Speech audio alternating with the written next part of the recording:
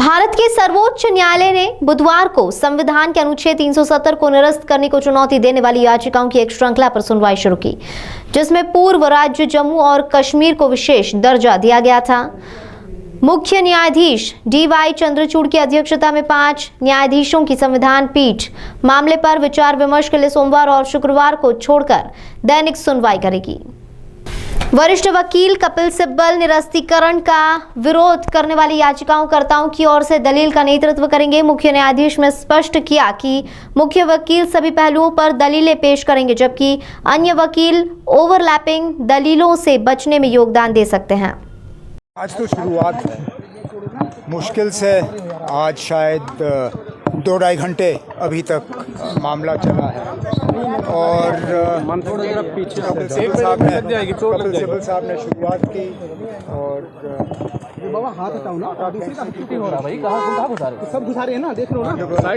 Chief justice और उनके जो सहयोगी जज हजरात हैं उनको समझाने की कोशिश की कि आखिरकार हमारा मौक़िफ़ क्या है, हम किस अंदाज से जो 5 अगस्त 2019 को हुआ हम उसको कैसे देखते हैं और हम क्या उम्मीद कर रहे हैं ऑनरेबल सुप्रीम कोर्ट से। ऑनरेबल चीफ जस्टिस साहब और उनके जो सहयोगी जज हजरात हैं बेंच पे, उन्होंने भी कई सवाल उठाए जो कि कोर्ट का काम होता है। सर, संविधान सभा का सवाल उठा, जम्मू कश्मीर की संविधान सभा का सवाल खास तौर से उठाया गया ना। अगर ये सवाल नहीं उठेगा तो कौन सा सवाल उठेगा?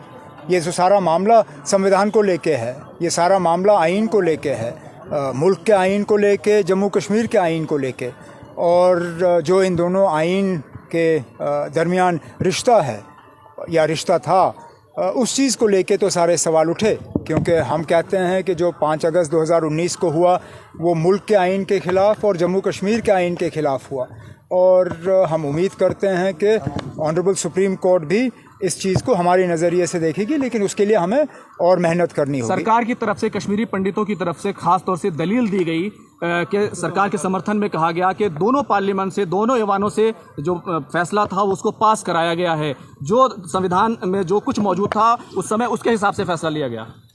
अब हर किसी को अपनी राय रखने का हक है। कुछ लोग इसमें हुकूमत के साथ हैं, लेकिन अक्सर बेशतर लोग जम्मू कश्मीर के वो हुकूमत के साथ नहीं हैं, वो इस फैसले के साथ नहीं हैं। हम इसकी पॉलिटिक्स को आर्ग्यू नहीं कर रहे हैं। बदकिस्मती की बात यह है कि जो ज़्यादातर लोग हुकूमत के साथ खड़े हो जाते हैं इस मामले पे, वो पॉलिटिक्स पे आ जाते हैं। हम संविधान की बात कर रहे हैं, आइन की बात कर रहे हैं, कानून की बात कर रहे हैं।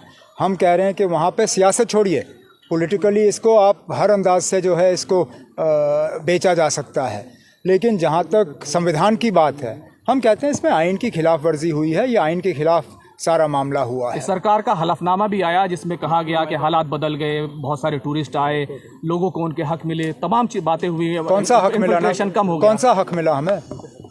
मुझे बताइए ना, कौन सा हक मिला? मैं आपको आज अभी रीट्वीट के ज़रिए आपको सारे आंकड़े दे दूंगा, जिसमें कि एक पत्रकार जम्मू कश्मीर के, उन्होंने बिल्कुल साफ तौर ये साबित किया है कि ये सारा जो इन्होंने डेवलपमेंट की बात छेड़ी है और सारा कुछ जो ये कह रहे हैं 2019 के बाद बदला, ये सारा गलत है, झूठ है। जम्मू कश्मीर में कुछ खास नहीं बदला। और जहाँ तक आप इन्फिल्ट्रेशन की बात करते हो, अगर वाकई ये बात सही है तो असेंबली इलेक्शन क्यों नहीं करा रहे हो? आप क्यों नहीं करा रहे हो? कहीं ना कहीं तो फिर मामले में गड़बड़ है। सर, बीजेपी ये कह रही है कि अब जो हो रहा है वो सब वो लोग गए हैं जिन्होंने आज तक सैकड़ों साल जम्मू कश्मीर को लूटा है, और अब उनकी लूट की दुकानें बंद हो गई थी, इसलिए उनकी दुकानें दोबारा चालू कराने के लिए एक पॉलिटिकल सवाल खड़ा करने की कोशिश है। पॉलिटिकल सवाल, बीजेपी का काम है पॉलिटिक्स करना। पॉलिटिकल जवाब हम उनको देंगे अगर वो मैदान में उतरने की हिम्मत करें। बुज़दिलों की तरह वो असेंबली के ये इलेक्शन कमीशन के पीछे क्यों छुपे हुए हैं?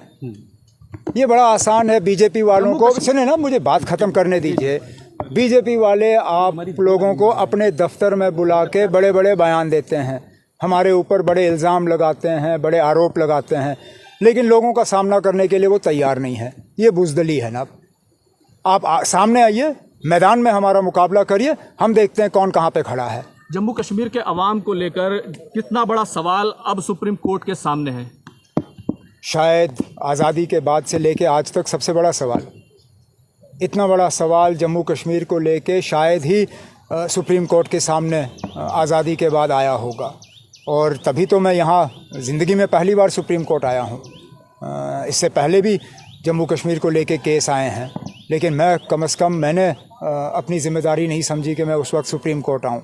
आज खुद यहाँ अपने साथियों के साथ सुप्रीम कोर्ट आया हूँ। शायद इसी से आपको इशारा मिलेगा कि कितना बड़ा मामला है ये जम्मू कश्मीर के लिए। बीजेपी के लोग कह रहे हैं कि कुछ भी कर ले, अब 370 गई हुई बात हो गई, अब वापस नहीं आएगा, इस बात को मान लेना चाहिए।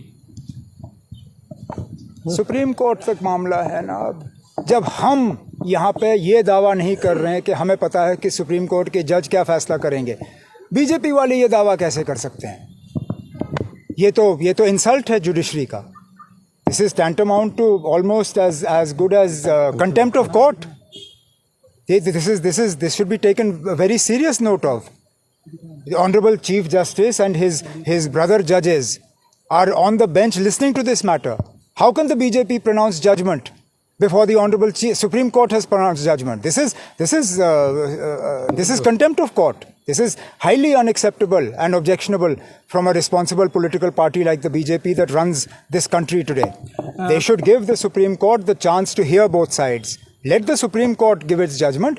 जो Supreme Court का judgment होगा उसको कौन इनकार कर सकता है? पीडीपी सदर महबूबा मुफ्ती ने कहा, अब सिर्फ जम्मू कश्मीर का सवाल नहीं है, मणिपुर से लेकर दूसरी रियासतों में तमाम चीजें हो रही हैं, अब देश को बचाने का सवाल है, इस तरह की बात कर रही है। क्या ये जम्मू कश्मीर का सवाल नहीं है? मैं जम्मू कश्मीर की बात यहाँ करने आया हूँ। मणिपुर को लेके हम सब चिंतित हैं। जो परसों गुड़गांव में हुआ उसको लेके हम परेशान हैं। उस परेशानी का हमने इज़हार पार्लियामेंट के बाहर भी किया। मणिपुर की जहाँ तक बात हुई, वो हमारे पार्टी के सदर जनाब फारूक अब्दुल्ला साहब ने बार बार मणिपुर का भी जिक्र किया है। लेकिन आज का मामला जो है वो जम्मू कश्मीर को लेके है। हाँ, इसका असर बाकी रियासतों पे भी पड़ सकता है। जिस तरह उन्होंने आइन को तोड़ मरोड़ के जम्मू कश्मीर का नक्शा बदल दिया, उसको तोड़ दिया, उसको यूनियन टेरिटरी का दर्जा दिया, कल को ये किसी भी रियासत के साथ कर सकते हैं। ये क्या कोई और रियासत इस चीज़ को तस्लीम करेगी? मिसाल के तौर पे अगर बीजेपी लगातार वेस्ट बंगाल में हारती रही तो उनको कौन रोकेगा वेस्ट बंगाल में ये करने से?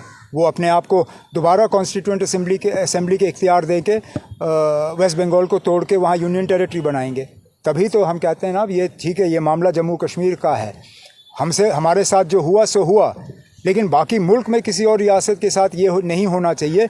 उसलिए भी हम ये मुकदमा जो है लड़ रहे हैं। जिस वक्त ये धारा 370 अमेंडमेंट किया गया था तो जम्मू कश्मीर से लेकर और पूरे हिंदुस्तान में बीजेपी ने अपनी काफ़ी पेट थपथपाई थी। आपको लगता है कि वो राजनीतिक मुद्दा 370 के अंदर ढूंढने की कोशिश की गई थी?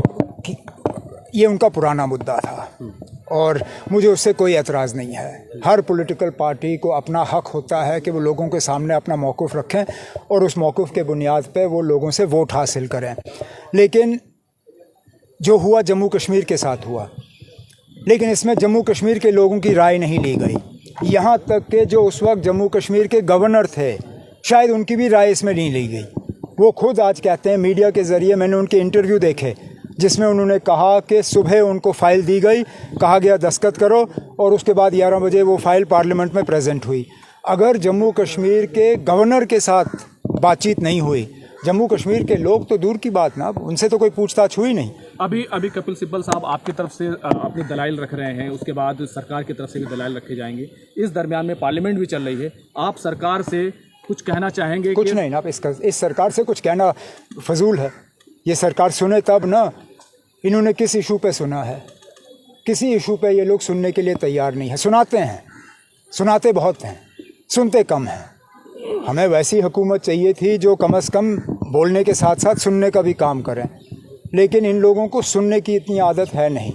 मुझे अक्सर कहा गया था और बचपन में सिखाया गया था कि मुझे कहने के अलावा सुनने की भी ताकत रखनी चाहिए।